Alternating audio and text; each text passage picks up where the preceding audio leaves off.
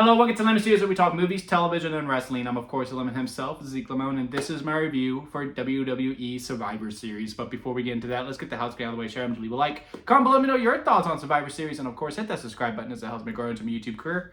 I would greatly appreciate it. Now, all that out of the way, let's get into it, shall we? So, sorry for not posting this week. As y'all know, it was Thanksgiving week, and I've had my mother stay with me, so I just took the week off, just spent some time with her and all that, but we are now getting right back into it. I thought Monday Night Raw was fine. SmackDown was pre-recorded, so not much of a comment there.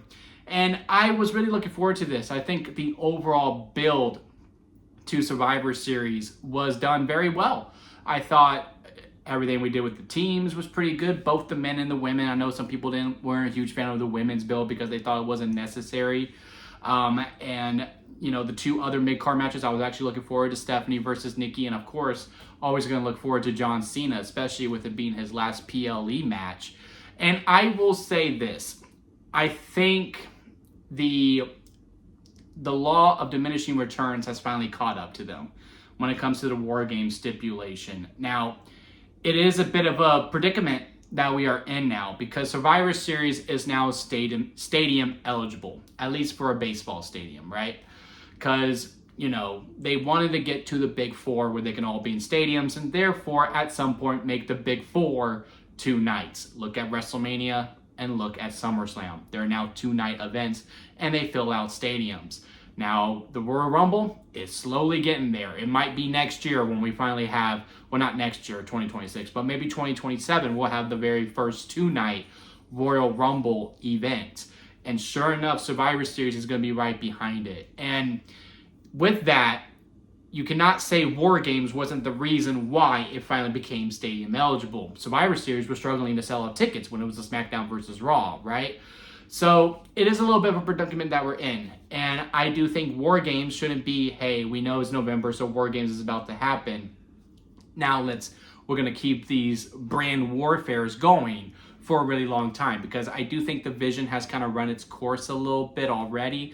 And who's to say that we can't have a SummerSlam War Games or bring back an Extreme Rules War Games, Payback War Games, WrestlePalooza War Games, so on and so forth. You get the picture.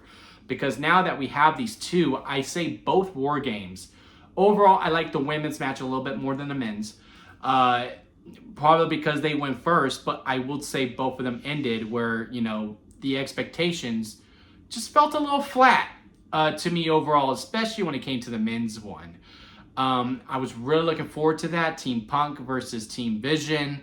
I was actually, I'm kind of over Brock Lesnar overall because he kind of does the same thing over and over again. And I fully anticipate him to disappear again until January. And it's just like, well, what's the point of him even showing up? But I was excited at the visual of him being in that cage with 2 rings. I thought there was a lot of fun to be had. One, we didn't have the shark cages in, which at first I was open to. To hear the music, but, at some point, as we went about it, it was just like, oh, it is kind of like the Royal Rumble in a sense, because, the clock will go off, all right, who's coming in? Oh, it's this person. And at a certain point, the whole crowd was starting to catch on who was going to be next because we knew who was going to be last. Because like when Jay was going to come out and was going yeet, yeet, yeet, which proves, the live crowd is still behind Jey Uso. It's just online that has really turned on him. And when he went up to the cage, look, I'm over it, but again, I will continue to say this. If you're in the crowd, you love it when he's like, let's run it back, right? And I mean, he was going at it, especially when he was just going ham on that pole at some point on the cage. I was like, what is he doing? Then Brock coming out. I was like, yeah, we're really starting to hit to that extra second gear, but the crowd was able to anticipate it. As for with the shark cages, there was other story beat elements, and that was make the War Games match stand out, right?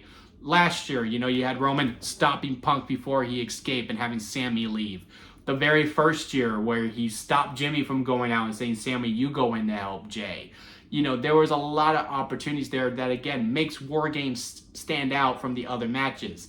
Now, with the entrances coming out, hopefully this was just 1 year because I don't have any proof, but I am pretty certain that Brock was like, yeah, I'm not going to stand out there for 30 minutes in a shark cage. No, let's just wait when it's my turn, have my music hit, and then I'll go out there. But no, I'm not going to sit out there in the shark cage. Again, I can't prove that. I'm speculating that, but I'm pretty certain it is that.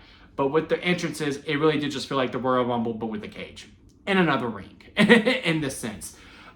So that kind of made it fall flat a little bit, and also just overall the execution of the men's match. I mean, Punk just laid on the floor the whole entire time all the way through. I swear every time we cut to Cody, he was getting hit in the nuts. Roman just did a couple of Superman punches and then died. And then Brock Lesnar did some suplexes and an F5 and then he died. There were so many spears in this match. Like, it was ridiculous.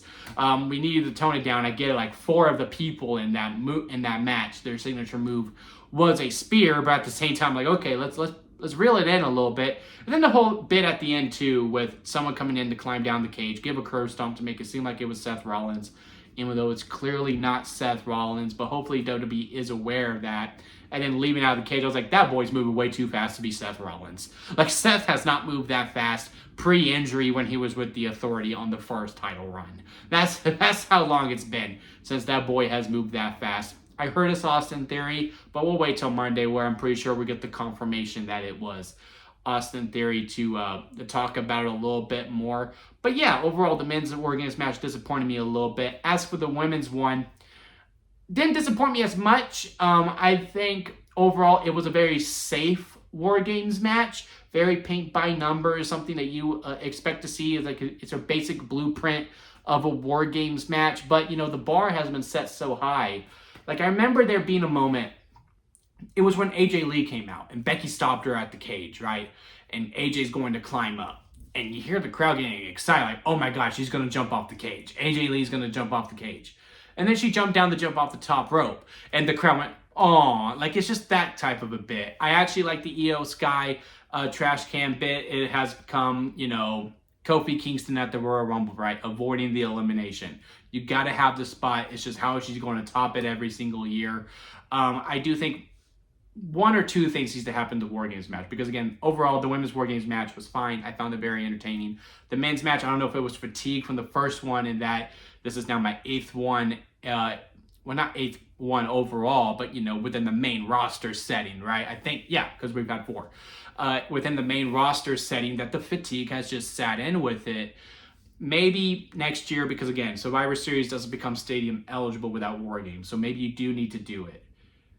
Maybe just one of them gets it this year, and then you know, if you're going to give War Games to the men next year, then the women have the 5-on-5 traditional Survivor Series match. We're now open to bringing it back. We did it on SmackDown. Let the women have it on Survivor Series, and then flip it the following year, and just evaluate your stories. Like, who needs the War Games match more? Is it the men? Is it the women? Because, yeah, I fully agree that, yes, the men deserve War Games. The women kind of felt tied together in an aspect of it. So, again, I just think we need to go back to the drawing board when it comes to it. They are already talking about having it being in a stadium next year. I heard rumbles that might be coming to my neck of the woods in Arlington. Nothing to confirm there, but that's just what I've heard. But yeah, I think by this time next year, hopefully we go, okay, only one War Games match until we go 2 nights, right? As for the middle of the card matches, Nikki versus Stephanie was fine for what it was.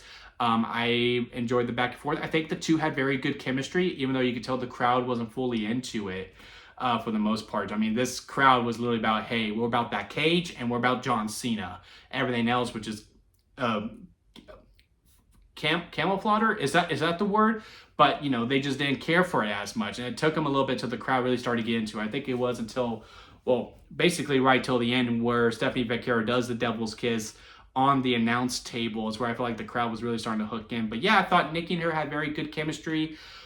You know, I really thought we might do a smosh finish, but, you know, what we did with the Cena match, I felt like, okay, I could see them going, okay, no, we need to have at least one complete clean win in this, especially what we're going to do in the main event, so just have Stephanie go over. But, you know, Nikki turned heel, came out with a shirt that said, Bella Gone Bad, and then lost. So now she looks like a total geek. But maybe the feud can continue moving forward. But yeah, overall, it was a fine match between them. My favorite match of the night, though, was John Cena versus Dominic Mysterio. I heard a lot of people were upset about the interference. I loved it. if Cena was to go out losing in a PLE, first of all, the way that he was able to give back, right? To put the women over, like when Roxanne and Raquel started doing their finishers on him, I was like, what a badass moment for them, right? Like, you know, you're in the women's division, you're just happy that you get to like see John Cena or just being out in the ring with John Cena to be like somewhat formed of being with him on this retirement tour. But no, you could say you were one of 3 women who got to hit and beat up John Cena. That is way to go, ladies. You know, a little bit more pride too because they're from my neck of the woods in Texas. So was really happy for them. I just thought that was really, really badass to see Dominic using all the heel tactics, and it was fun hearing the crowd be like, boo, but man, we kind of love you for doing all of this dastardly thing. They had me. They had me with going back to the Penta spot with it, acting like he was hurt. I was like, oh my God, no. I mean, I was sold hook, line, and sinker. But when they kept panning the camera to Dominic, I was like, they're working me. They're working me. I feel like we probably should have put the camera away to Cena to sell a little bit more. And I saw online that a lot of people bought into it too. And then once they started to move, it was like, oh my God, he was playing possum. And then here comes Liv Morgan. Super happy to see her back.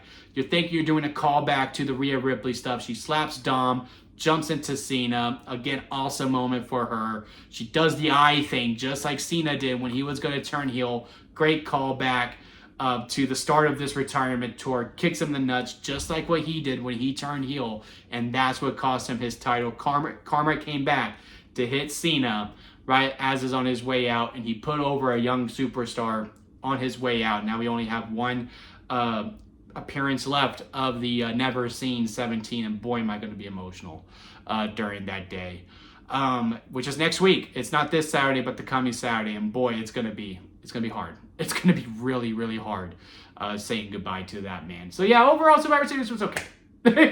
I had high expectations for it. I expected to be an 8. It kind of fell in at a 6 out of 10 overall. War Games was overall fine, but yeah, I do think there's some fine-tuning that needs to be done to it. Bring back the shark cages next year, and maybe only limit it to 1 until you're able to do 2 nights worth.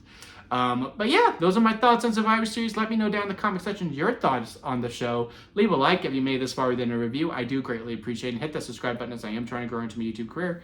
And until next time, I'll see you here at Lemon Studios.